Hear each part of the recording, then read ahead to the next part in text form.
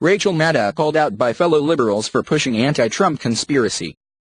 MSNBC star Rachel Maddow's latest anti-Trump conspiracy theory was so outlandish that even the dependably liberal HuffPost criticized it as so flimsy that it could be debunked by a quick glance at a map. On Thursday evening, the Rachel Maddow Show opened with a somber 25-minute diatribe that attempted to connect the tragic ambush attack that killed 4 American soldiers in Niger to the latest version of President Trump's proposed travel ban, which included the nation of Chad.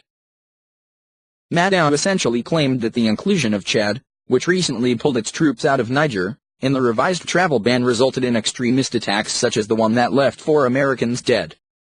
The HuffPost, which is so anti-Trump that it refused to even cover him in the political section during the early stages of his campaign, published a story headlined, "What the hell was this Rachel Maddow segment?"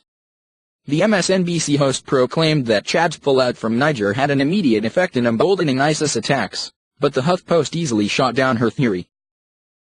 Colby College Department of Government Assistant Professor Laura C. told the HuffPost that any expert would have said Maddow's conspiracy theory was crazy and the pullout of Chadian troops isn't necessarily related to the Trump's travel ban. "Everybody that I know is appalled by this. I would like to think that Maddow's researchers are more responsible," C. told the HuffPost. While the MSNBC host called the tragic attack on American troops absolutely baffling, C. said it was actually almost inevitable, because it's such a remote and hostile area.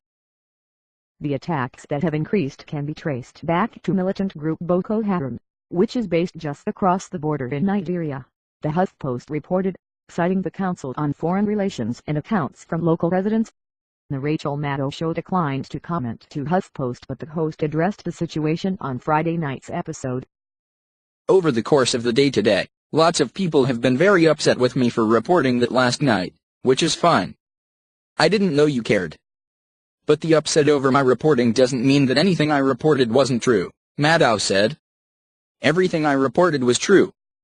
Maddow continued, "Now, this doesn't mean that Chad withdrawing their troops was necessarily the cause of what happened to those U.S. troops who were ambushed.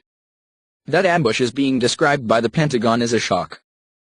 The HuffPost's Willa Freya wrote that Maddow built myths using unrelated or unreliable information and reduced the story so thoroughly that it lost any semblance of the larger truth.